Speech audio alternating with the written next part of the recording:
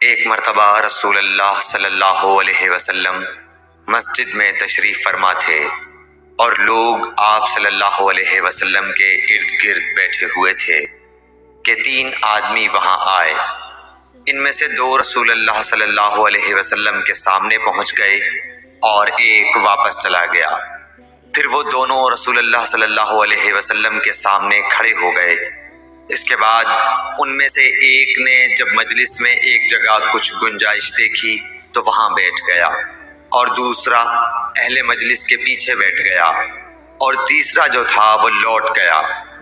تو جب رسول اللہ صلی اللہ علیہ وسلم اپنی گفتگو سے فارغ ہوئے تو صحابہ رضی اللہ عنہم سے فرمایا، کیا تمہیں 3 آدمیوں کے بارے میں نہ بتاؤں؟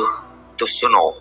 ان میں سے ایک نے اللہ سے پناہ چاہی، اللہ نے اسے پناہ دی، اور دوسرے کو شرم آئی تو اللہ بھی اس سے شرمایا کہ اسے بھی بخش دیا، اور تیسرے شخص نے منہ موڑا، اللہ نے بھی اس سے منہ موڑ لیا۔ صحیح بخاری حدیث نمبر 66۔